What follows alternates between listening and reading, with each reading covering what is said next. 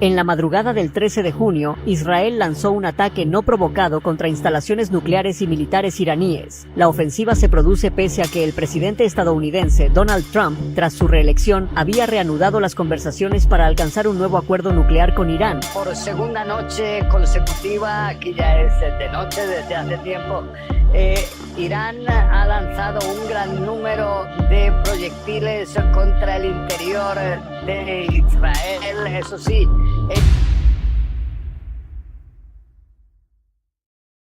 El ataque aéreo israelí a Irán y las nuevas reglas de la guerra moderna. En la noche que separó la tensión del estallido, el cielo sobre Irán se tornó metálico, vibrante, cargado de relámpagos que no provenían de ninguna tormenta natural. Más de 200 aviones de combate israelíes surcaron silenciosamente la atmósfera de un país que, hasta entonces, sostenía en alto su creencia de invulnerabilidad.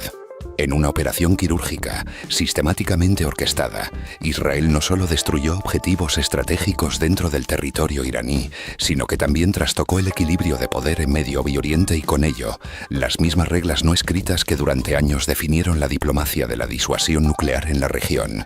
Esta operación, descrita por algunos analistas como la campaña aérea más audaz desde la Guerra del Golfo, marca un antes y un después en la historia contemporánea de la guerra. En menos de 2 horas, más de 100 instalaciones nucleares, centros de mando, arsenales, pistas de aterrizaje y búnkeres militares fueron alcanzados por más de 330 municiones de precisión. Con el uso de tecnología furtiva, drones de largo alcance, bombas antibúnker y plataformas de guerra electrónica de última generación, Israel demostró que la supremacía aérea ya no es una aspiración, sino un arma consolidada capaz de penetrar incluso el sistema defensivo de uno de los países más militarizados de la región.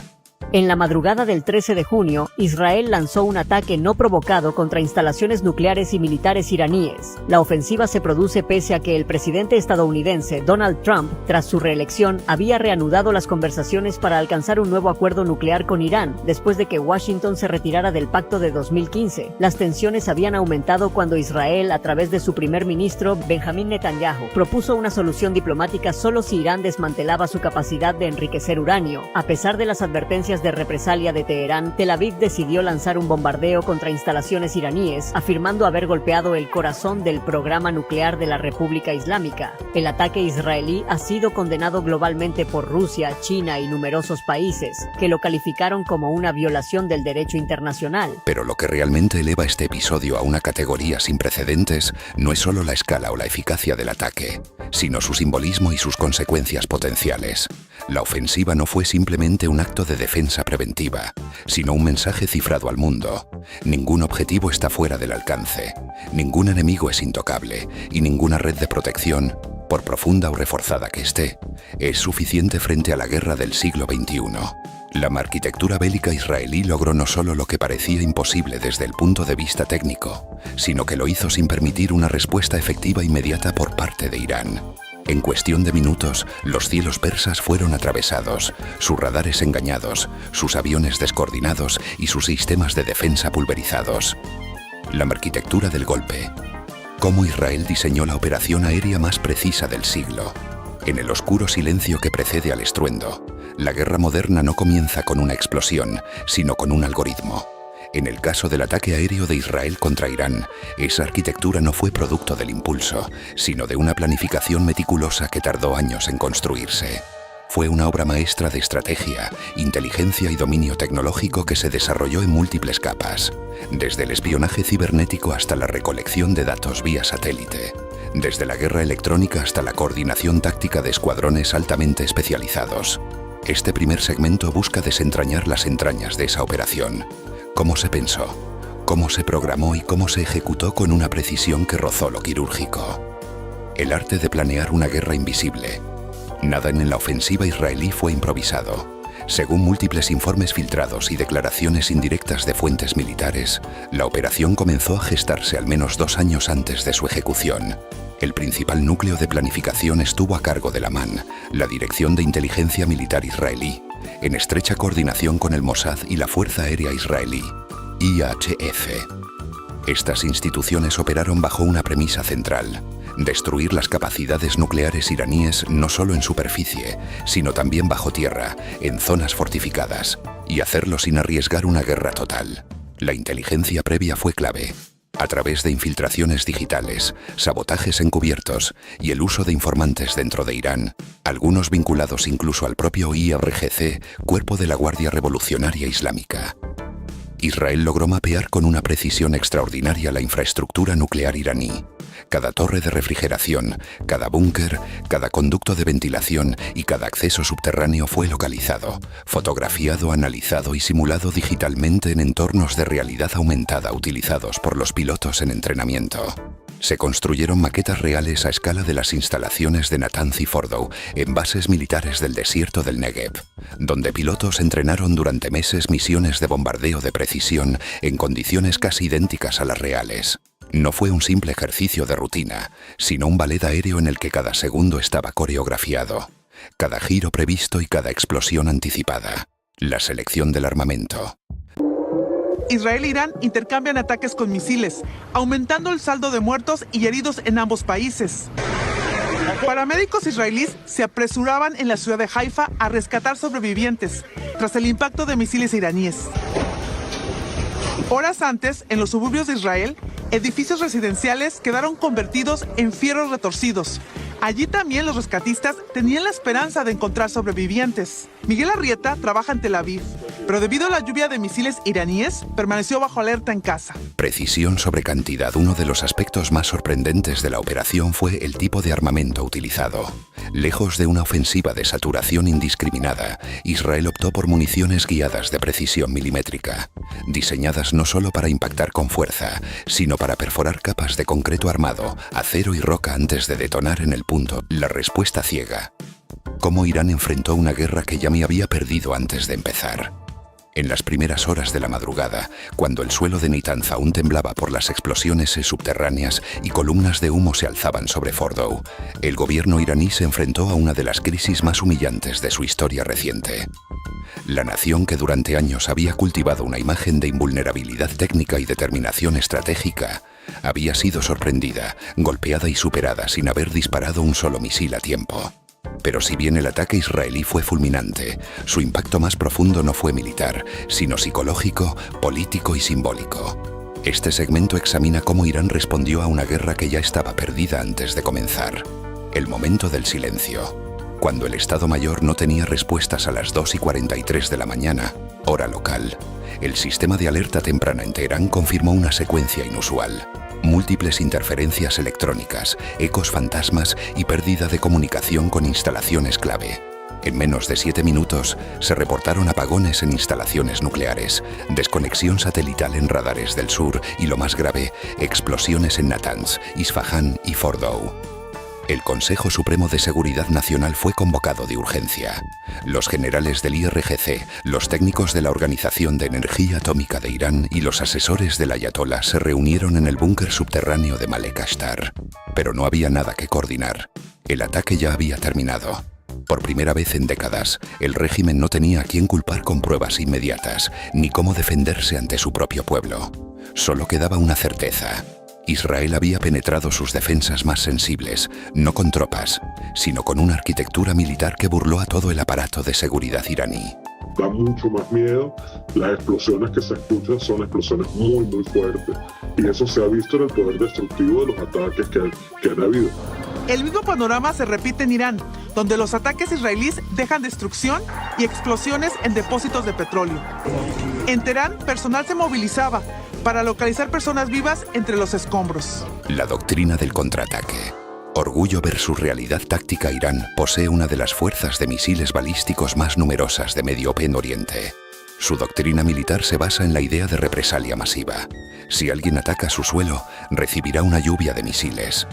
Sin embargo, tras el ataque israelí, la respuesta no fue inmediata. ¿Por qué? Primero porque el aparato militar iraní no tenía confirmación real de los blancos ni del vector del ataque. Con sus radares cegados y sus fuentes de inteligencia interna comprometidas, Irán estaba ciego. Además, la naturaleza quirúrgica de los ataques israelíes dejó fuera de combate los centros de control de varias instalaciones militares clave. Segundo, cualquier represalia directa sobre Israel, por ejemplo desde suelo iraní o por medio de Hezbollah, conllevaba el riesgo de escalar el conflicto a una guerra regional abierta. Y Teherán sabía que si bien podía lanzar miles de misiles, su defensa aérea era incapaz de resistir una campaña aérea prolongada como la que Israel podía repetir. Tercero, la situación internacional jugaba en contra. En ese momento, las negociaciones nucleares con Europa estaban congeladas. La economía iraní enfrentaba inflación récord y cualquier agresión mal calculada podía atraer sanciones más severas o incluso la intervención de MIRTE. Por eso, la respuesta iraní no fue militar sino retórica. Un discurso del ayatolá Khamenei prometiendo venganza en el tiempo de Alá y una serie de ejercicios militares simbólicos en el estrecho de Hormuz que, aunque ostentosos, no cambiaron el equilibrio regional. Las ruinas visibles y las heridas invisibles. En las imágenes satelitales que comenzaron a circular 48 horas después, se observaban cráteres en las instalaciones de Natanz, destrozos en Isfahán y estructuras colapsadas en Fordow. Pero los daños más significativos eran invisibles: el colapso de la moral y la credibilidad. Los centros de enriquecimiento de uranio quedaron inutilizados no solo por las explosiones, sino por la destrucción de sistemas de ventilación, acceso y distribución eléctrica subterránea. En algunos casos, las bombas habían sido dirigidas no a los reactores directamente, sino a sus puntos de respiración, como los llamaron los expertos, las únicas entradas de aire fresco o acceso de personal a zonas subterráneas que ahora estaban selladas o contaminadas. Además, se descubrieron filtraciones de gas hexafluoruro de uranio en al menos 2 plantas, lo que obligó a evacuar zonas enteras por riesgo de radiación. Cientos de técnicos fueron desplazados, decenas de científicos arrestados por negligencia, y 3 altos mandos de seguridad fueron relevados de sus cargos en silencio. El relato del enemigo. Guerra de narrativas. Mientras en Israel el ataque era presentado como una victoria quirúrgica contra una amenaza existencial, en Irán los medios estatales se esforzaban por encubrir los hechos. Durante las primeras 24 horas, los canales oficiales hablaron de una explosión accidental por fugas de gas y de actividades de mantenimiento de rutina. El eco global. ¿Por qué esta guerra redefinió la seguridad del siglo XXI? Mientras el polvo aún se asentaba sobre las ruinas de Fordow y el mundo trataba de interpretar la magnitud del ataque israelí, algo más comenzaba a tomar forma. Lo ocurrido no era solo un acto de guerra selectiva ni una escalada en la eterna rivalidad entre Tel Aviv y Teherán. Era algo más profundo, un cambio tectónico en la forma en que se entendía la seguridad internacional, un antes y un después. Este segmento explora cómo la Operación Silencio Pétreo, como comenzó a llamarse en los círculos diplomáticos, desató un eco que resonó mucho más allá del Golfo Pérsico. Desde los despachos de Washington hasta las salas de guerra de Pekín, desde las oficinas de la OTAN en Bruselas hasta los centros de comando en Pyongyang. No fue solo un ataque, fue una advertencia. Mientras, una fuente del gobierno estadounidense dijo a NBC News que el presidente rechazó un plan israelí para asesinar al líder supremo de Irán. En una entrevista en Fox News, el primer ministro israelí no rechazó el informe, pero catalogó las conversaciones como falsas. Y sobre todo, una lección: el fin de la disuasión clásica. Por décadas, las relaciones internacionales estuvieron marcadas por la disuasión, la idea de que ningún actor atacaría a otro si ambos podían infligirse daños mutuamente intolerables. Esto fue el fundamento de la Guerra Fría. Pero lo que hizo Israel en Irán quebró esa lógica. A pesar de que Irán tenía misiles, milicias aliadas, influencia regional y capacidad de represalia, fue atacado. Y no respondió, no porque no quisiera, sino porque no podía. Ese silencio desactivó de facto uno de los pilares de la seguridad global: el equilibrio del miedo. En los días siguientes, varios gobiernos comenzaron a revisar sus propias estrategias de defensa. El Ministerio de Defensa japonés emitió un informe secreto que circuló entre los miembros del G7. Si Irán con todos sus recursos fue vulnerable, ¿cuánto más lo somos nosotros? Corea del Sur, India, Australia y los Emiratos Árabes reforzaron sus sistemas de defensa electrónica. Polonia pidió más misiles Patriot incluso antes de que terminara la semana. El mensaje era claro: la amenaza ya no vendría en forma de invasiones terrestres, sino de ataques quirúrgicos y devastadores en el corazón de las infraestructuras críticas. Una guerra silenciosa pero implacable. El resurgimiento de la guerra cibernética y orbital. Aunque se habló mucho de los drones y los misiles israelíes, los informes más precisos revelaron que el ataque a Irán fue precedido y complementado por una campaña invisible. Una serie de ciberataques y sabotajes satelitales que dejaron ciegas a las defensas iraníes durante horas. En efecto, antes de que el primer proyectil cayera sobre Natanz, las redes de vigilancia aérea, los radares de largo alcance y las comunicaciones internas del IRGC ya estaban interferidas o apagadas. Algunas fuentes incluso sugieren que el sistema de defensa de misiles Babar 373 fue hackeado para no responder ante ciertas frecuencias.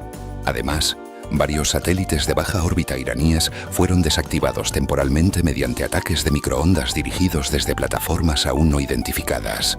Fue una danza perfecta entre la guerra electrónica, el sabotaje informático y la anulación orbital. China y Rusia, que habían invertido en programas similares, aceleraron de inmediato sus proyectos de resiliencia estratégica ante ataques cibernéticos. En Pekín, el Politburó ordenó la creación de una nueva agencia para proteger los nodos críticos de la red eléctrica nacional. En Moscú, se reactivaron los antiguos búnkeres soviéticos con sistemas analógicos, bajo el principio de que lo que no está conectado no puede ser vulnerado. El arma que no se ve. Precisión y anonimato. Otro aspecto clave fue la precisión quirúrgica del ataque. Las explosiones ocurrieron justo en los sectores sensibles: generadores subterráneos, centros de comando, ejes de ventilación. No hubo daños colaterales visibles ni bajas civiles masivas. Fue una operación calibrada con tal nivel de inteligencia que, según exoficiales del Mossad, había hasta planos arquitectónicos internos y rutinas de científicos incorporadas a los algoritmos de navegación de los drones. Pero lo más perturbador fue el anonimato. Israel no reivindicó oficialmente la autoría del ataque. Lo insinuó, lo dejó entender, pero nunca lo confirmó. Esa negación plausible permitió que no hubiera una respuesta directa y que la guerra no escalara. Así, el nuevo paradigma de seguridad se hizo evidente. El poder ya no está solo en la fuerza destructiva, sino en la capacidad de operar sin dejar huellas, sin provocar un contraataque, sin cruzar el umbral que obligue a una represalia convencional. La guerra en el siglo XXI no necesita ser declarada, solo ejecutada. Y aquí lo tienes. En una noche sin aviso, sin bandera, sin cámaras de CNN ni columnas de humo al amanecer, algo en el corazón de Irán dejó de funcionar. No fue solo una planta nuclear, fue un nodo del equilibrio geopolítico del siglo XXI, una pieza esencial del rompecabezas de poder, seguridad y amenaza mutua. Y con esto concluimos este video. Si te gustó el video, por favor dale like, suscríbete y activa la campanita para disfrutar de más historias interesantes. Me despido, adiós.